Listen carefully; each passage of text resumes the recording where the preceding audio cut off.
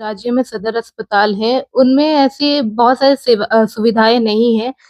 कई लोग, कई पेशेंट्स वेंटिलेटर जैसी सुविधाएं भी ना होने की वजह से उन्हें रिम्स ट्रांसफर कर दिया जाता है। उसकी वजह से पेशेंट लोड भी बढ़ता है, डॉक्टर्स को भी काफी चैलेंजेस फेस करने पड़ते हैं, साथ ही जो मरीज है उसे भी काफी समस्याओं का सामना करना पड़ता है। तो इस पर क्या कुछ कहना चाहते हैं? बस रिम्स पर बहुत ज्यादा लोड पड़ जाता है, प्रेशर आ जाता है, बाकी अस्पतालों को भी देखिए, रिम्स पे तो लोड तब तक पड़ता रहेगा जब तक सदर अस्पताल पूरे मजबूत न हो जाए। हम सभी जानते हैं, इसको छुपाने से तो कुछ छुपता नहीं।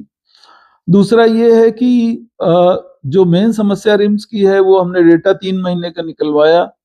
उसमें 60% से 60 से 70% पेशेंट जो है शाम को 5 बजे से 9 बजे प्राइवेट हॉस्पिटल से रिफर हो जाते हैं। तो उसके लिए गवर्निंग बॉडी में हम लेके इशू गए थे, उसका मैंडेट भी गवर्निंग बॉडी ने दिया।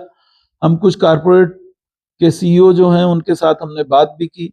हम एक एसओपी बना रहे हैं और एसओपी में रिफरल हो, रिफरल के खिलाफ हम नहीं, लेकिन रिफरल ये देख के हो कि हमारे पास वो फैसिलिटी है कि नहीं, अवेलेबल है कि नहीं, मरीज स्टेबल है कि नहीं। ऐसे गैर जिम्मेदाराना तरह से जो रिफरल हो जाते हैं उन पे हम अंकुश लगाएंगे और इसमें गवर्नमेंट की पूरी हेल्प ली जाएगी, ताकि जो इस तरह की चीजें हो जाती हैं, जैसे अब वेंटिलेटर खाली नहीं है, आप ये कह दो कि वेंटिलेटर खरीद लो। खरीद रहे हैं, वेंटिलेटर बढ़ा रहे हैं, लेकिन केवल वेंटिलेटर खरीद लेने से क्या ये प्रॉब्लम हल हो जाएगी? क्या उसके पीछे जो मैन पावर तरह तरह के चाहिए वो बिना बढ़ाए क्या हो जाएगा?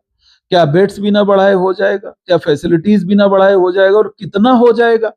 तो इसलिए इसको सिस्टम को स्ट्रेंथन करने के लिए हम एक एसओपी तैयार कर रहे हैं और एसओपी के हिसाब से आज से प्रयास शुरू करेंगे तो 1-2 साल में रिफरल सिस्टम मजबूत होगा। इसके साथ ही साथ हमने सजेस्ट किया है कि रिफर्ड बैक का भी सिस्टम होना चाहिए।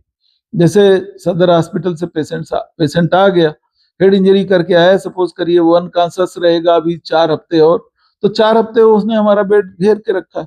तो जहां से वो आया है, हम एक बैक फ्लो का भी सिस्टम बनाने का सोच रहे हैं, जिसकी वजह से, चूंकि जो पोस्ट ऑपरेटिव केयर है, जब घाव भर गया है, सब कुछ हो गया है, तो केवल नर्सिंग केयर के लिए रिम्स में ही मरीज रह जाए, बेड ऑक्यूपाइड रह जाए, उसकी बदले पे जिसकी जान बचाई जा सकती है उसकी केयर न की जाए, ऐसा लॉजिकल नहीं लगता। तो इन सब चीजों को देखते हुए इस फ्रंट पे भी काम चल रहा है। मुझे लगता है धीरे धीरे ये भी स्ट्रीमलाइन हो जाएगा।